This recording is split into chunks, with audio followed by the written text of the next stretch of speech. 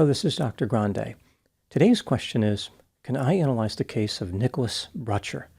Just a reminder, I'm not diagnosing anybody in this video, only speculating about what could be happening in a situation like this. If you enjoyed this video, please like it, subscribe to my channel, and consider supporting me on Patreon. I'll put the link to Patreon in the description for this video. First, I'll look at the background of this case, move to the timeline of the crime, then offer my analysis. Nicholas Brutcher was born in February 1987 and lived in Bristol, Connecticut. He grew up with his father Joseph, his mother Katrina, and 3 brothers. In 2005, Nicholas graduated from high school. He started working for a company in nearby Plantsville, Connecticut, that installed liners in the ground. He was eventually promoted to a supervisory position. In 2015, he married and would go on to have 2 daughters, but in 2019, the marriage ended in divorce.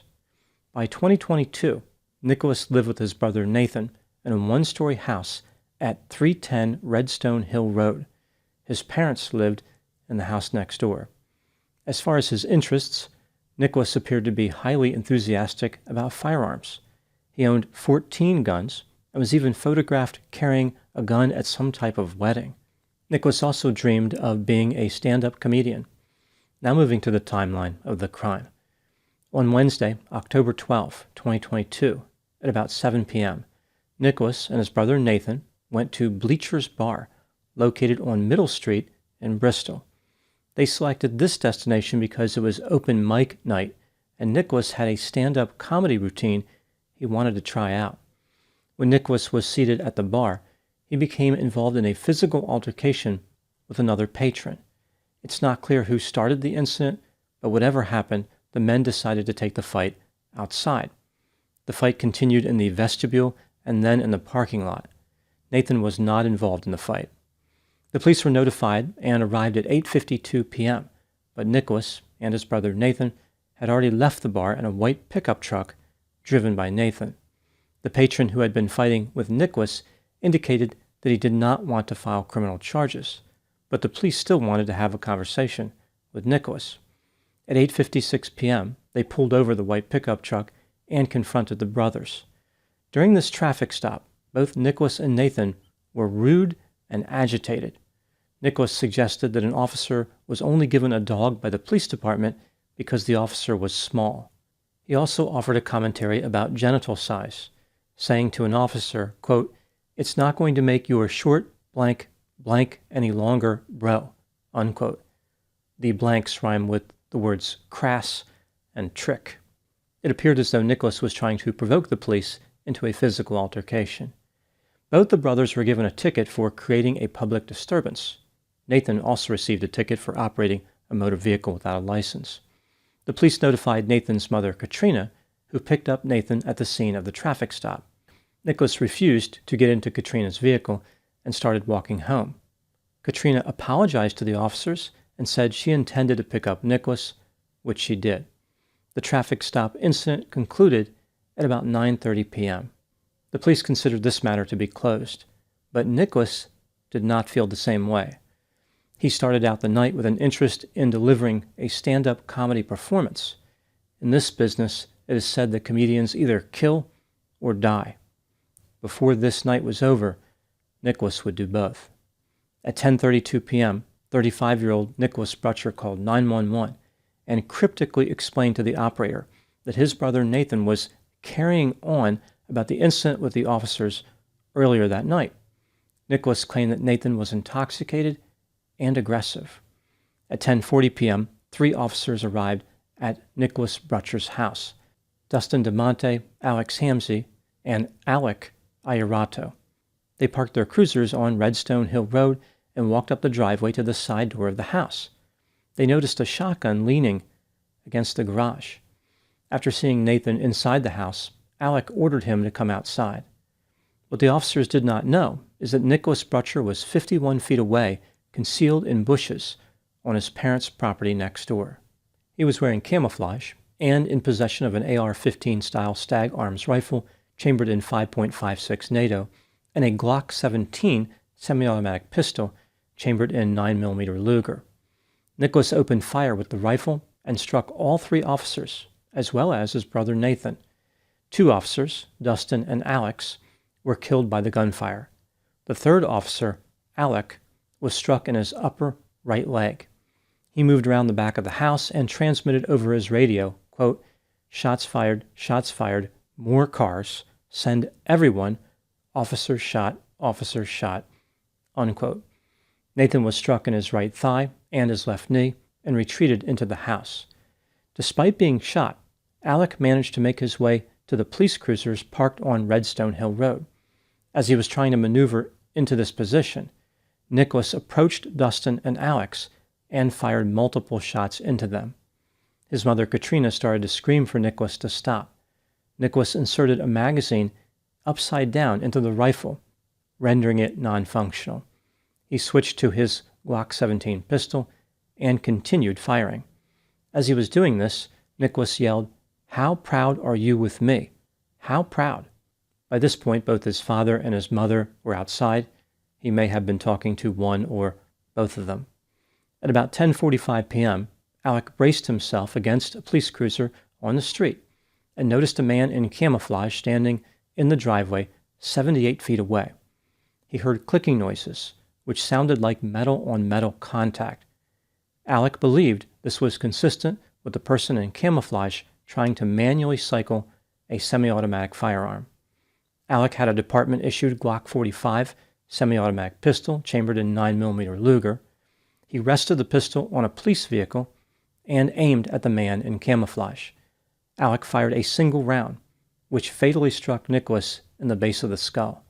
Katrina could be heard screaming the words, "No, no, no." Alec transmitted over the radio, "1 down."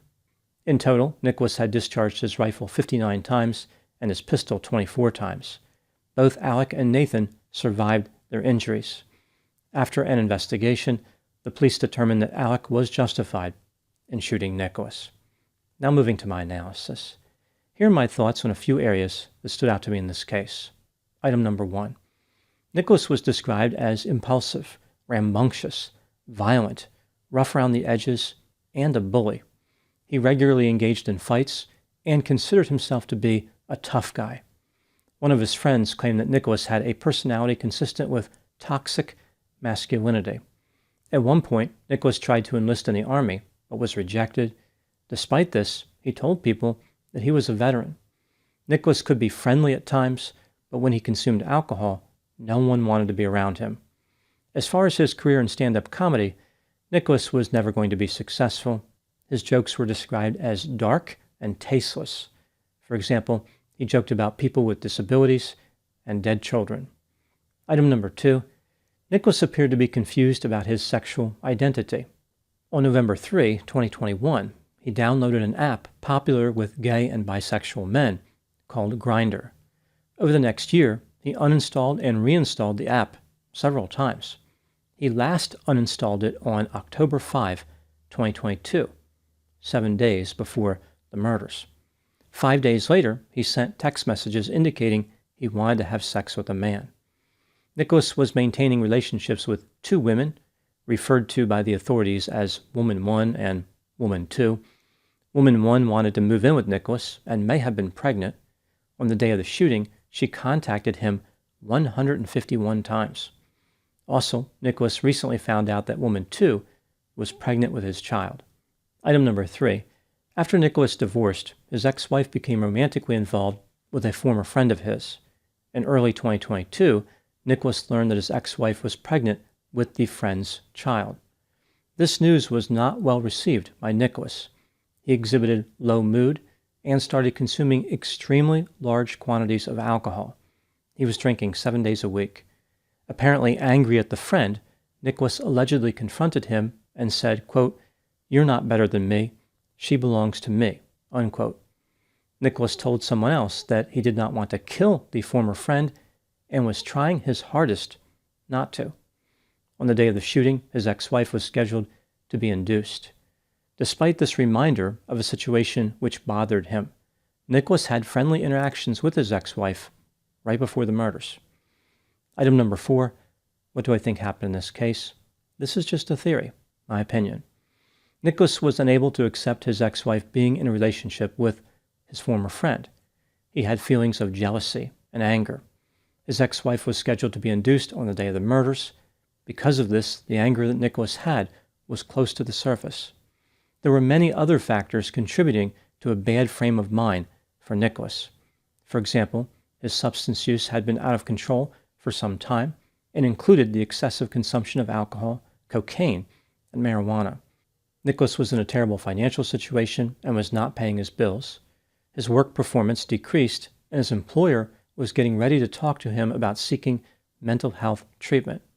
And there was an internal struggle with Nicholas as far as his sexual identity.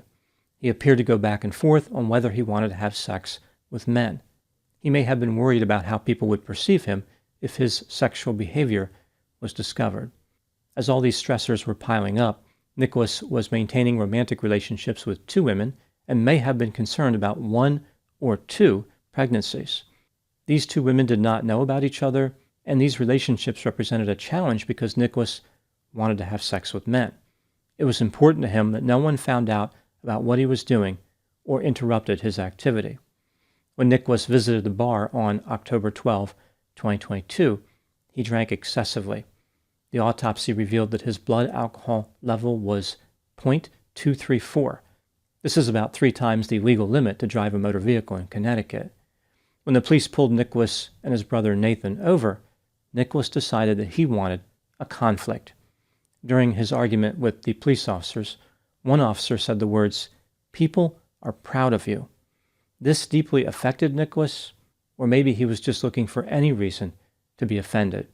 He decided that he was going to get revenge.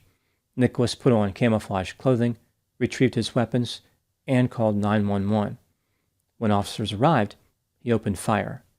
Due to his high level of intoxication, he ended up inserting the magazine upside down into the rifle, which gave the surviving officer a better opportunity to end the confrontation.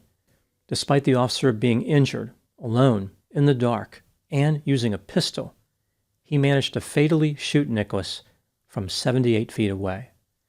Now moving to my final thoughts. When Nicholas Brutcher's mother, Katrina, was interviewed by the police, she revealed that right before the shooting, Nathan showed up at her house. He said that Nicholas was talking about how he was going to put on fatigues and call the police. Katrina said that she didn't think Nicholas would do that and added, quote, I wish I had spent more time in the car listening to him just babble, 'cause apparently that's what he needed, 'cause by himself he was dangerous, and I didn't realize that," unquote.